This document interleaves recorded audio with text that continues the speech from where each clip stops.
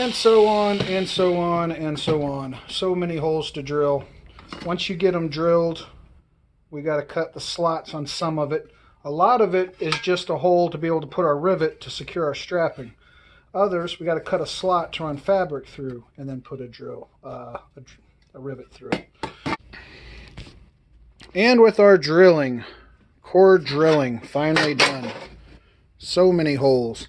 Literally, I counted them up. There are 161 holes you're going to need to drill.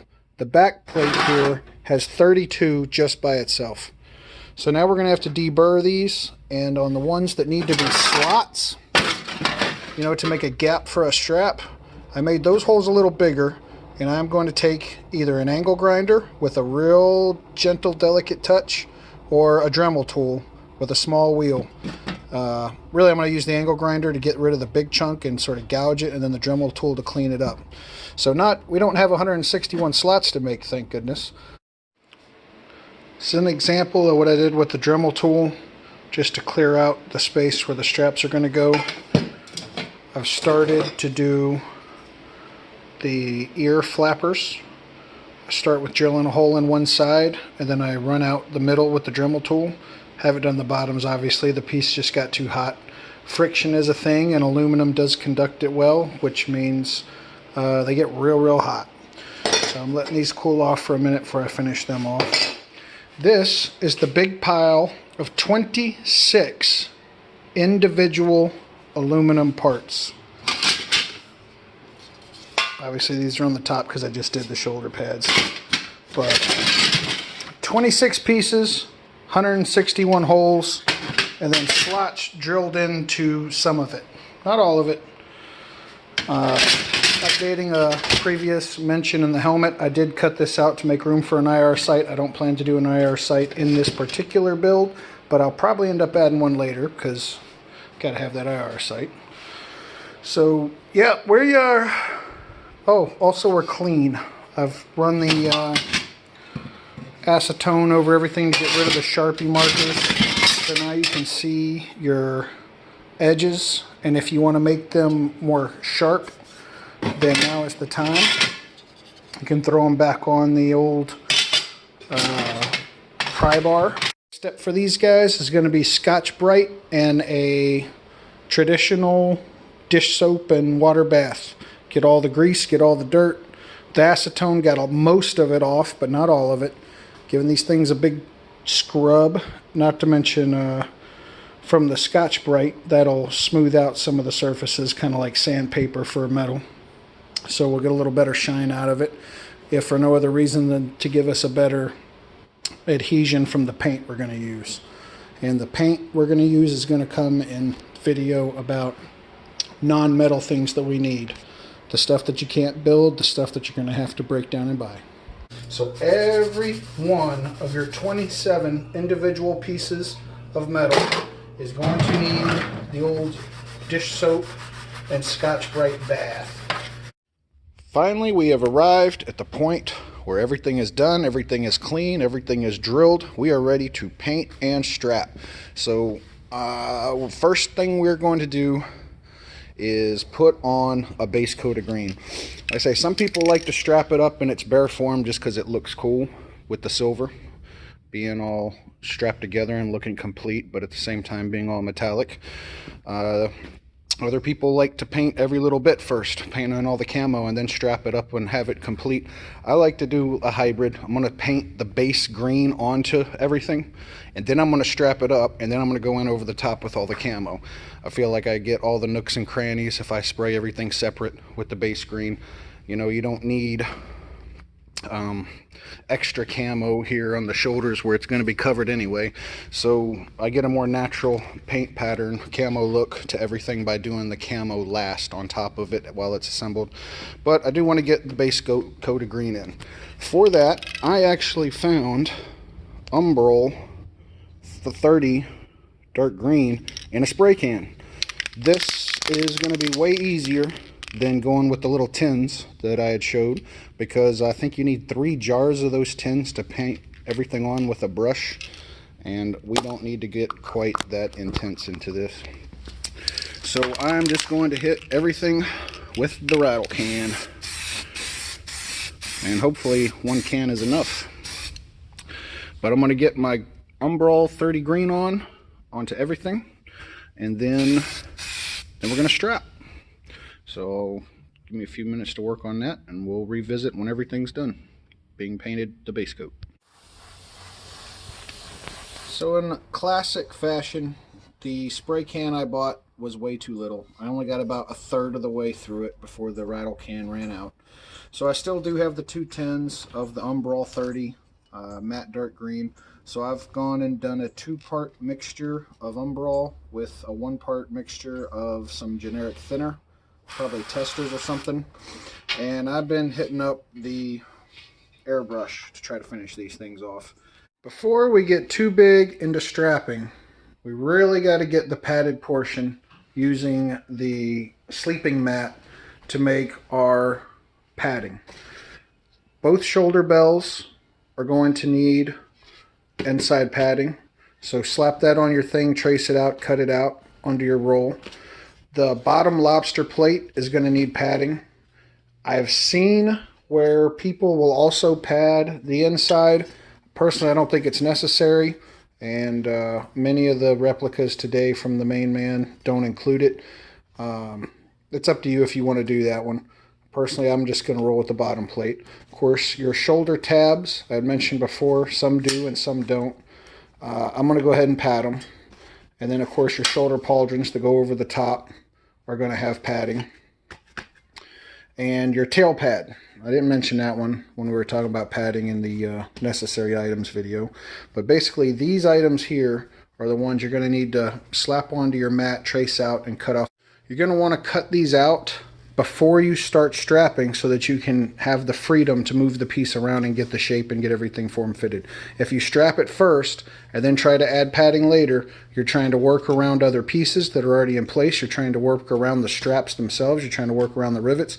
If you decide you need to cut out portions to make room for the straps and the rivets, that's totally fine. If you want to do that first, then glue it on top of the straps and the rivets, that's great too. But the minute you rivet it into place and then it's in place while you're trying to get a shape, it's too late. So make sure you get your shapes cut and fit before you start to strap anything. After that, you can decide what order you want to do it, but you better at least get your shapes cut. The gluing down of the foam padding, like we did on the inside of our helmet here. Don't mind the daisy, it's my daughter's edition. It's not cool, it's not sexy, it's not exciting, there's no hammers, there's no nails, there's nothing super cool. You literally just got to drop the glue down.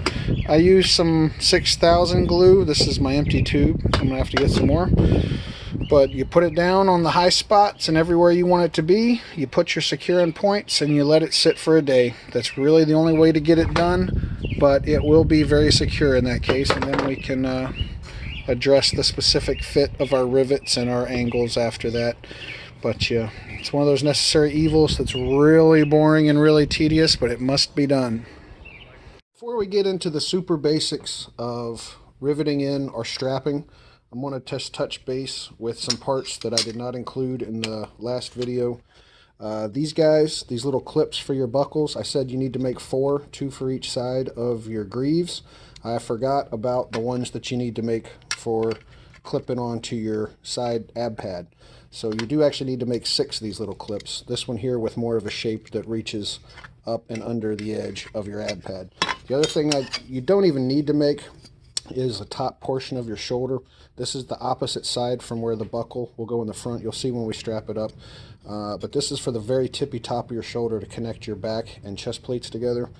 I didn't show how that was made. Obviously, it's just super easy.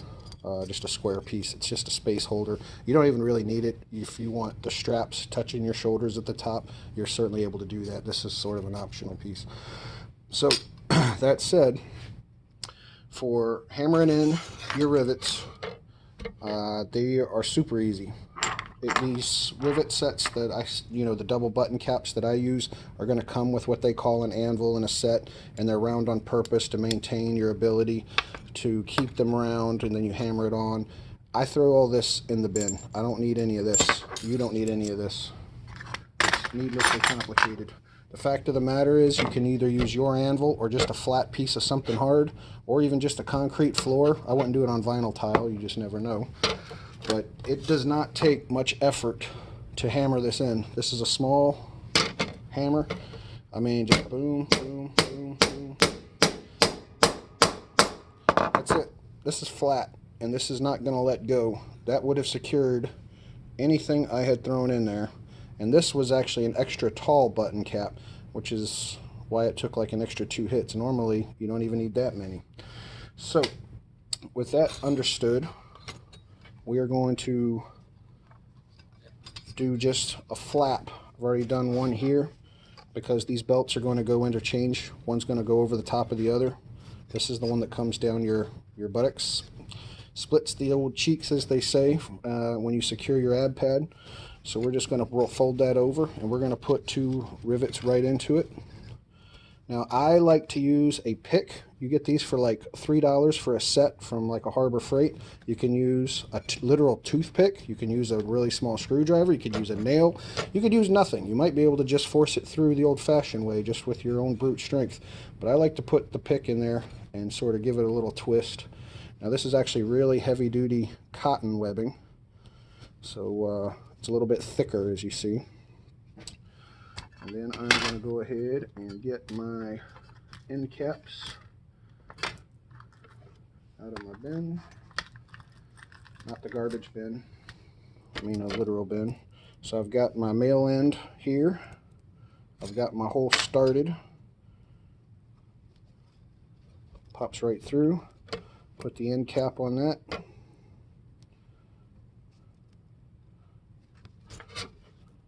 Put it flat.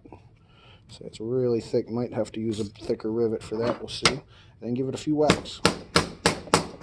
That's it. No sewing. No anything. Let's see if it's wide enough. Yeah, it's a little snug, but it'll go through. And just to check your size. And that's how you can secure, actually in a screen accurate way, the back part of this. The process of putting it through a piece of armor is exactly the same.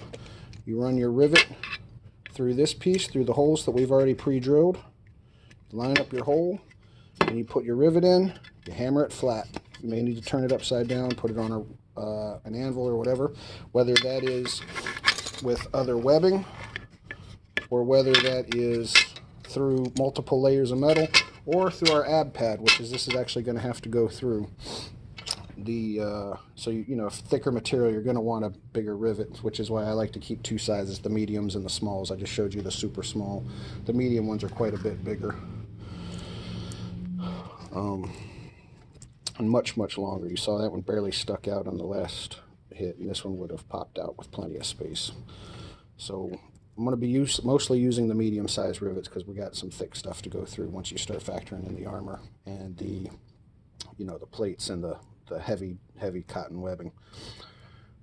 And that's just the basics of how it's done. So I'm not going to show you every hammer hit from every rivet and every piece of armor, but that's going to be the basics. I'll show you guys if there's any complicated ones. Most of the video is going to be about making sure the webbing is in the right position and where it's going. So, and just a quick note here, I did get the first coat of paint onto the armor just because I want to strap it up and have the nooks and crannies filled. You see it's often looks pretty rough because I did this with an airbrush in the dark actually.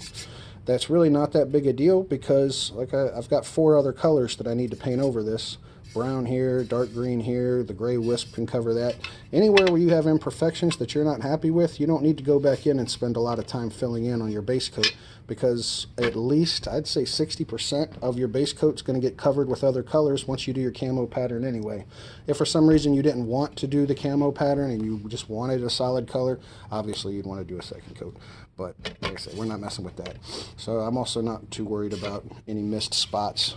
That'll be tan when I do a tan wisp up here. So that's all going to get filled in. So that's the super quick basics of the rivets and of the paint base coat. And now we can really get down to it.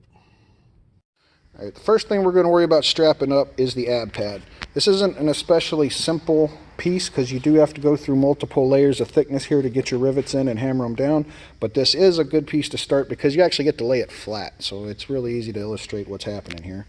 So you're going to need your strapping in a length long enough to go from one corner around your own waist into the other corner. You're going to need your two 1-inch buckles with your little sheet metal piece that you're going to rivet into place over there on each side so you can unhook either side and adjust.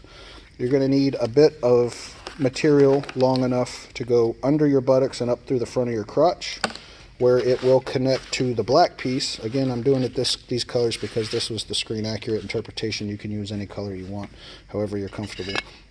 That's going to go in between your ab pad and your crotch plate. When you rivet those into place, this will tuck into your cam lock. You need one of your 1-inch cam locks right here, and that's going to secure down. And that's how you get this secured to your waist. Everything up here is just kind of friction fit under your chest plate. Some people will put a strip of Velcro up here so it stays there. I don't mess with that at all, especially when it comes time to use the bathroom. You don't want to have to undo anything above that. So here under, you're going to have to run a rivet through the corner here, through your little piece there, and through your bit there. Now for screen accuracy, they only held this in with those two pieces, so there's a big gap here. A lot of guys will prefer, guys and gals will prefer to put extra rivets in here or glue it in some way.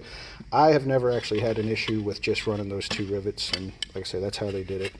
So I'm comfortable with that. On the crotch plate, you're going to need rivets through here and here, along with the one here sandwiching that. So you got 3 rivets in place here, 2 rivets here, and assorted length of strapping for your own waist size. And as soon as we knock that out, I'll show you how it's finished. And 5 rivets later, we're all done. This is secured in here, and this is ready to rock. So once you're ready to strap it up, your little Fastex buckles will come around your waist, and your under piece will come in here and lock into your cam lock. For the lighting on this one, big bright sunshiny 80-degree day, so I'm trying to work sort of outside. This is a small sort of worn down Dremel bit, just as a tip when you're doing your helmet to make your holes for your rivets. One thing I like to do is Dremel in a star pattern. It really thins out the steel and makes it more able to actually get a drill bit into. If you've ever tried to just straight drill into these manganese shells, then you know that it's very, very difficult. I, in fact, have broken 2 bits even with this star pattern. So what I'll try to do is drill the star pattern until it gets hot enough where you can see the inside, and then go ahead and drill another little star pattern on the inside, then use a nail with a hammer and just punch the hole. After that, you might be able to get a drill bit into it much easier. You might be able to get a little pointed carbide burr in there, something to make it wide enough for the rivets. But that's the way I do it. I've heard people who really just go all out with a hole punch, like a spike, and just hammer it in there with a block of wood under it to get their holes. Might be worth asking Spat how he does it. He does more of these than anybody. But like I say, that's the way I do it to get my rivets. And you do need to rivet these things on there. Don't trust the glue. It looks better and it holds more permanently. You've got your area mapped out where everything's going to go. You Dremel it, you drill it, everything's ready. The first thing I do before I start trying to fit any armor to it is I use the 2 holes I drilled for the camera to run it right through the guts of the camera. Use small head screws. The liner will fit in over that without any issues once you tighten them all down. The resin body is held on much tighter with those screws through a hole in the actual shell than it would be just from gluing it on. I always use screws. If you want to glue in addition to that, it certainly can't hurt, but I wouldn't trust just glue. So once you have your camera fitted to the where you want it, then you can worry about putting on your bump plate, because if you've made your bump plate a little big, you may need to adjust it and account for where the camera body is going to be. See right here, the line on the left is the original line I planned on for my bump plate for the first one I made, the one I was going to use. I ended up making a second one. The first one I just realized was just way too wide. If I backed the camera up any further than that, it would be pointing off to the side instead of straight ahead. So, like I said, find your spot for your camera first and then go from there to fit your other parts. You may need to rehammer, drill, or whatever. Trim and then rehammer your bump plate, but that's fine. Once you got that, then you can worry about riveting your bump plate into place. But do your camera first is my advice. So now we've got our pieces for our helmet are all ready to go. You've got your ear flap piece that we will worry about attaching the microphone and this all to that in a bit. You've got your top portion that will hold your ear flap, your top and bottom lobster plates, and your bump plate. Like I said, I've already loosely I should say, attached the helmet camera just to that.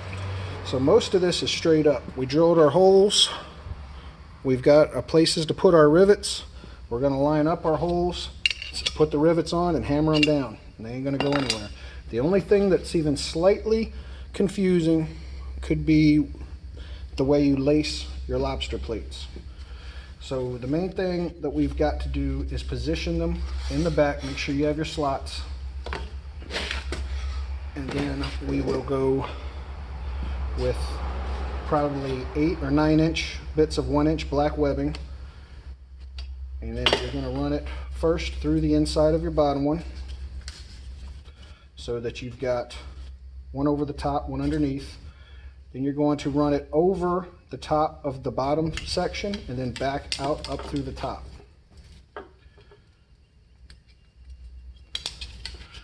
Once you got that, you're going to pull a little snug. You want them to be able to sort of flop around a little bit, but you don't want them so loose that they're dangling in pieces.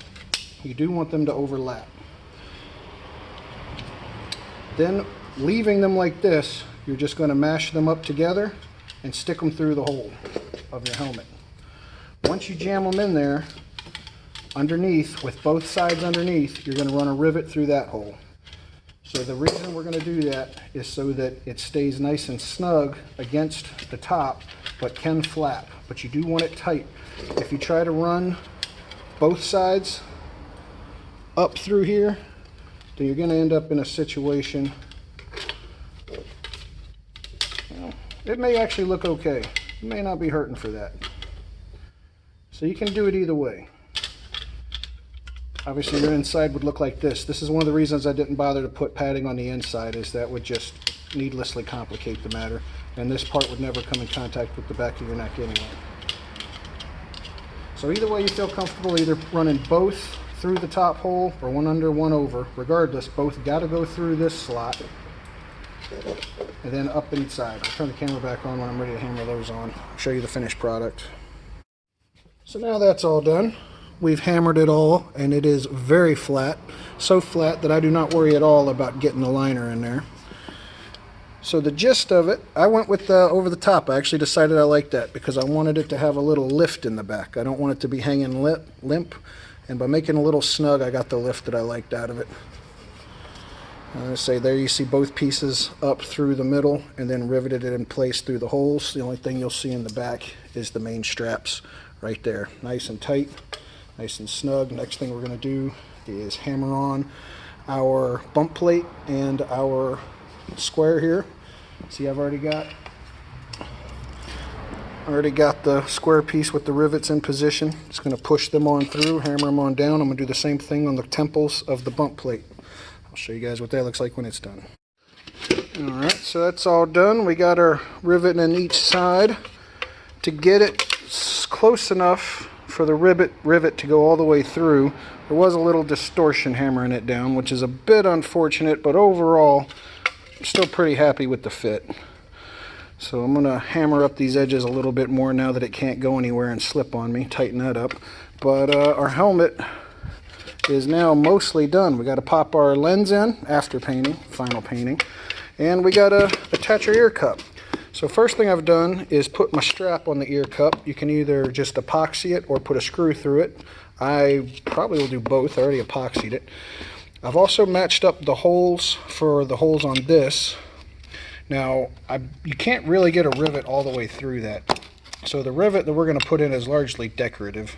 The originals were hollow plastic, and you could get a whole rivet all the way through. So you can either take like a small nail and glue it, epoxy that into place, cut off the bottom so you don't stab yourself in the ear, or you could even just take literally one of these rivets that we've been using, put some glue in the hole, put that in there. That'll look pretty good too. I'm also going to, of course, glue this in place, not just trust a glued rivet. I'm going to glue everything down. And then we just need to put either a nail or a strip of 3/32 wire through there. And then our helmet is going to be completely finished and ready for final paint. So now I've got my ear pad epoxied on to the ear plate. I've got my faux rivets glued into place. Got the strap secured coming out the bottom of it for the chin strap. And I have drilled the holes in my ear cup. And then what I like to do is after I drill the hole, I use a knife to cut the edges so it's not quite as wide as the hole I drilled, so it sort of pops into place. And so it's pretty friction fit in there without any glue, so I will have some level of adjustability. Don't want to adjust it too much or else the resin will weaken and it'll start getting floppy, and then I will have to glue it. But for now, I'm really pleased with the way this turned out. The only thing we need to do now is put in the actual cushioning part of your ear, and then I use a nail just when I line it up to the helmet. And if it's a little off kilter, that's actually better, because then when you hit it hard, it's friction fit in there and it ain't going anywhere, and your hinge will be complete. So our helmet is, like I said, ready for final paint. The sucker's just about finished. So being ready to start the Greaves, the main thing we got to have is 1-inch webbing coming off of this, straight over the top, right on top, nothing fancy, top and bottom. We need our buckles. This is the piece that we cut the little sheet metal bits out for. We're going to rivet those into place here and here. And then we are going to do little leather or leatherette or whatever you want to use. You could even use nylon straps to connect those into the knee pads up top right here. So your bottom hole here is going to connect to this right over the top on the inside, rivet to rivet. And then the top hole, this portion, is going to have your cross one that goes around the inside of your knee. So this is going to connect like that. Already done the first 3. Just doing this last one real quick. Popping in the rivet with our metal piece. Throwing on an old-fashioned end cap. Lining it up. And super quick. This is a smaller hammer, almost a toy hammer, but to get inside here, it works great. Boom, boom, boom, boom, boom, boom, boom. Easy peasy. These rivets are strong and they will hold forever. We're good to go on that. Next up, leather and leatherette pieces to connect our halves, going from here to here. And then, of course, the nylon straps that will connect into this. Cut. We're going to connect the permanent connections on our Greaves, connecting the calf plate to the shins. And the originals, I guess they were leather, apparently, or leatherette, some kind of thing. I don't see any reason you can't use nylon. Keep the materials the same. To me, it makes more sense and it'll look better. So I'm using just little 3-inch strips of nylon. Gonna run them up through the inside to connect to that, and then they're going to connect to that hole on there, all on the inside, and they should in theory open and fold, but keeping the crease very snug. So that's the next step. Next up, since we did our inside flaps, we're going to do the inside flaps for the knee pads. Like I mentioned before, lower hole to this hole, hammering them down over there and over there. Should be nice and easy. So we've hammered in our little 2 bits to give us a flexible knee pad. Now we just need to put the green strap around the back with a cam lock buckle that is going to secure it around your knee. We've also got our main calf piece with the little 3-inch areas here that's going to connect to the inside of permanent connection onto the inside of our shin guard. And then the rear spots here around the other side, this is what's going to lace into the Fastex buckle. So this will be our temporary connection that can literally just swing out. You're probably going to want about 6-7 inches for the lower area, 7 or 8 inches on the top area. It's a little bit longer on the top, but this is going to lace into your Fastex buckle. I really can't recommend enough getting a good quality 1-inch nylon that's thick. You can feel it. Like if you've got a little cheap awful nylon, I use my little cheap awful nylons for like connecting the tail plates, you know, something that's one and done. You're never going to need it. Once it's got a lace into a Fastex buckle, if it's too thin, it'll slip right out of the buckle. You need something good and heavy duty for that. So if it's not too late, try to account for that. But we're getting ever closer to the completion of our Greaves. Just a quick note, I've started the process of the behind the leg strap, and on this side needs to be one of those Fastex buckles, and in it should be one of those metal kind of pieces similar to what we did here.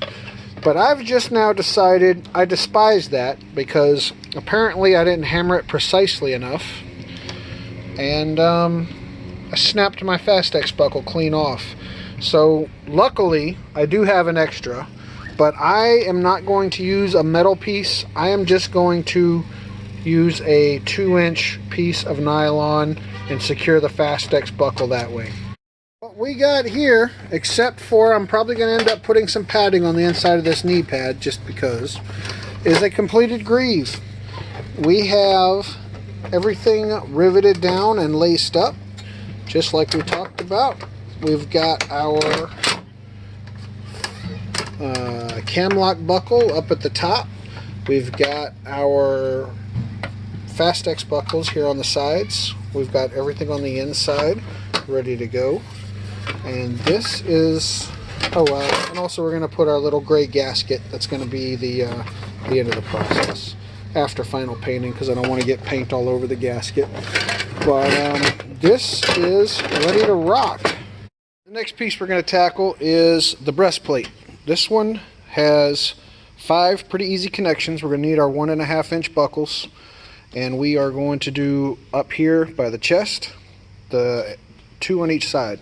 Now for this piece we're going to use the female ends, just this. We're going to bolt that into here. We're going to do that with our 1.5-inch webbing that is going to go around the piece, get tucked up inside it, and then get bolted from the inside. So this is going to wrap around this, come back around, and then it's going to get secured here on the inside. If that makes sense.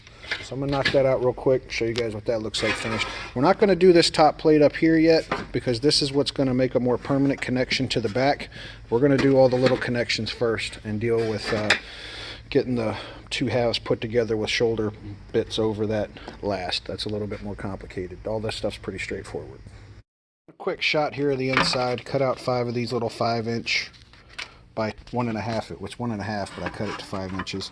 You see I've got the rivets going in that way. That's just all done on these. See the setup, how it goes on the inside. And when we do the back, it's actually going to be a little different game. I don't know if they ran out of time, but they did not cut slots. There are no slots. The webbing is going to be right over the top. There is no tucking it in and bolting it back here, riveting it back here. Just rivet right in the grooves. So we'll use the same 2-inch webbing. We'll put our pieces on here like that, and that's how they're going to click together. Get that knocked out next. Now those are hammered on there, and I've gone and attached the male ends of your Fastex buckles. So gone ahead and attached the right shoulder strap for over your shoulder, and this is going to thread through there. We're going to put the male end on that, the buckle for the collarbone, and I'm going to leave that pretty loose for now. I'm not going to rivet this in yet because we're going to need to fit it, get it on your body to find out how far you're going to need to pull it before you rivet it into place. And then once we got the measurements for that side, we can go ahead and do the ones on the other side.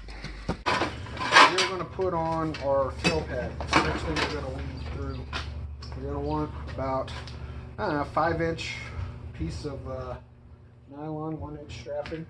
You've got your tail pad. It's pretty simple. It's going to go through there, and then both sides together are going to go up inside the piece here. Once they're both up inside it, that's when we've already got our pre-drilled hole. We're going to put our rivet right through that. No big deal there. So I'm going to do up both of these and show you guys how that looks. Now our tail pad's attached. Up and over the top, free flowing. Inside has the rivets and both flaps secured. We're ready to go on that front. Now we are going to rivet in, we're just going to stay on the back and rivet in our brackets.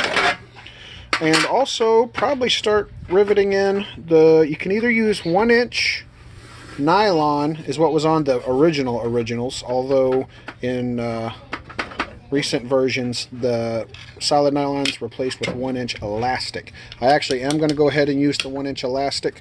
It's going to run through the hole here and into the bottom of the shoulder pad. Obviously this will be this side. So the elastic's going to go on the inside of here, through there, and then secured at the bottom with these two holes. But first, like I said, we're going to do our brackets, and then we're going to actually attach our shoulder pads via elastic. So we got a few of our rivets hammered in just to make sure that we got them lined up correctly.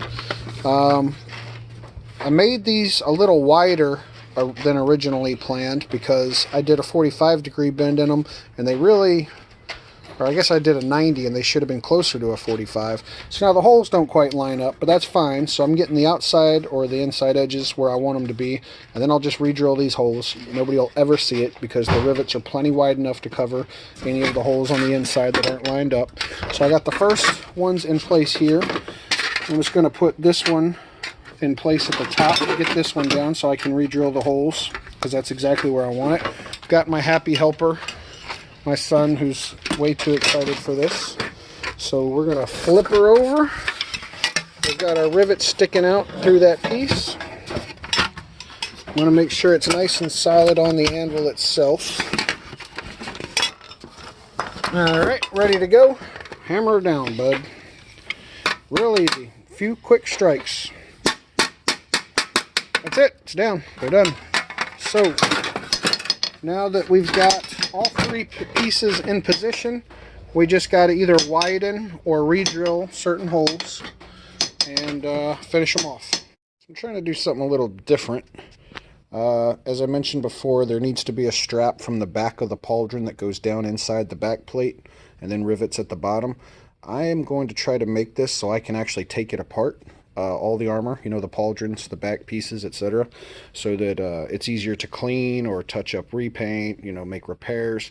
So one of the ways I'm going to do that is by using the elastic. This is the 1-inch stretchy elastic that's going to connect to the bottom corner of the pauldron and go down in the slot.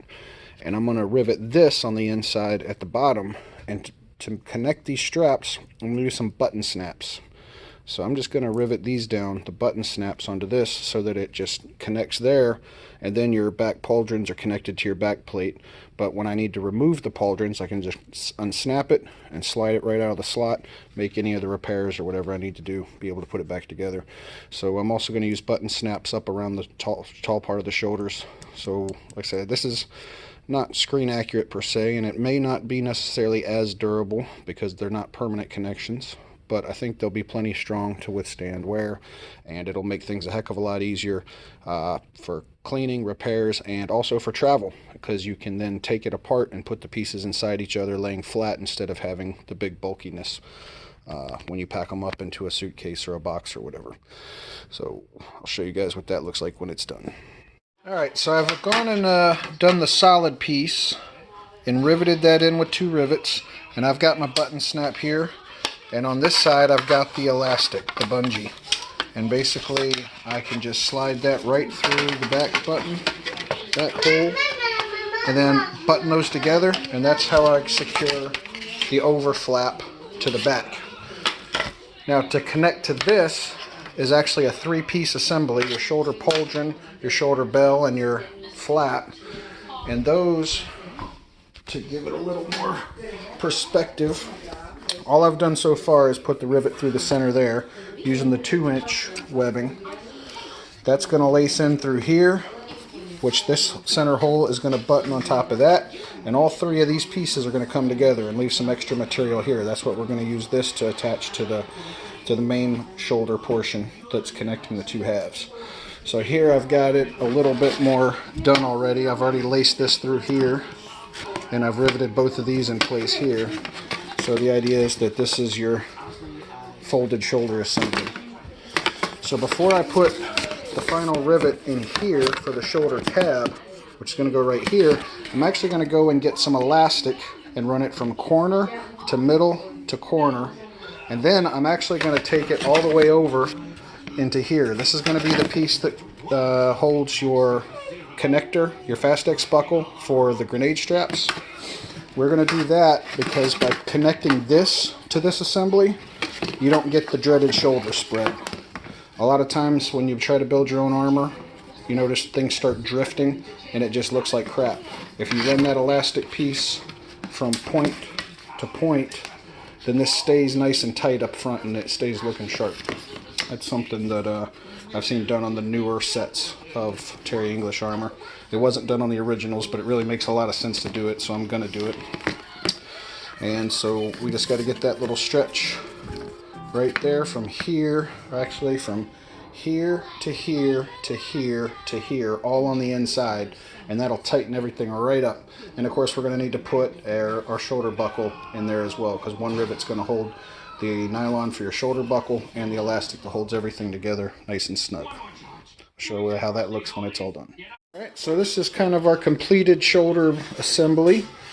All the rivets in place. As you see, everything is secure and you don't have any of that front shoulder spread like I was talking about. You do have elastic there, so you've got the ability to move. And on the inside, just to better illustrate, you've got your 3 rivet points connecting your 3 pieces right down the middle, and then you've got your strap that comes across and keeps everything nice and snug from flopping around too much. So that is complete. We need to do that on the other side, and then we also need to figure out how we're going to fold it over and connect it in. You can either rivet it in permanently, or I am going to use button snaps on the inside so that it snaps into place like that to make the loop that goes over the parts that connects the breast and the chest plates together. So again, all I got to do is button snap it off and then button snap the back off, and I can pull the entire assembly out. So I think that's going to work really well.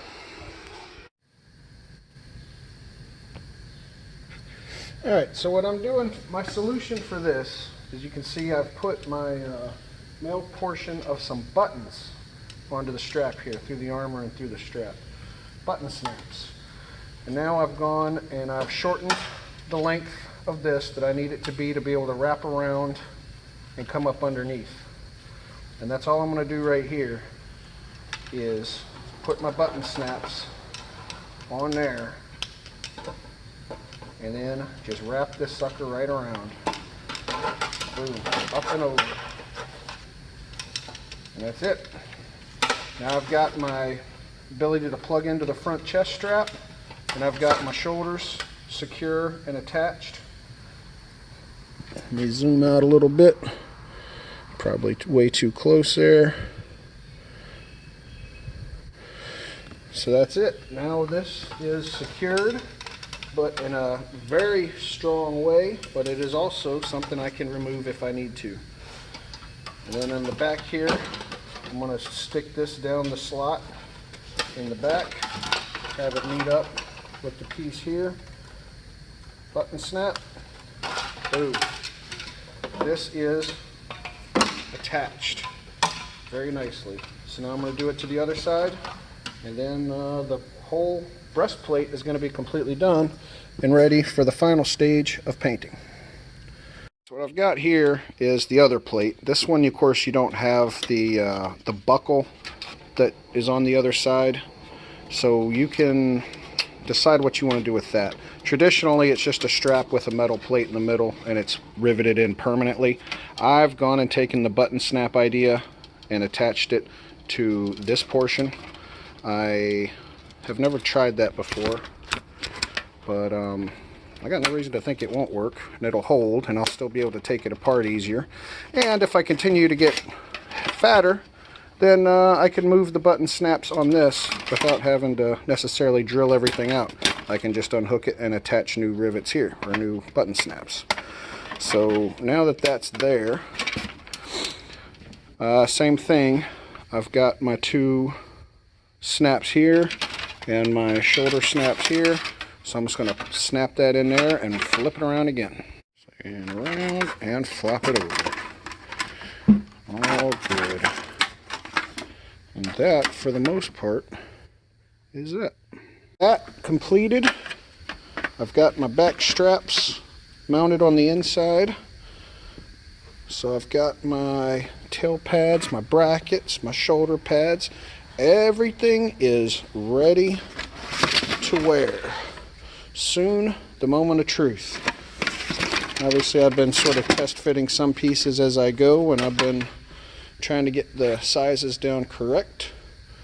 But overall, we now have a completed breastplate.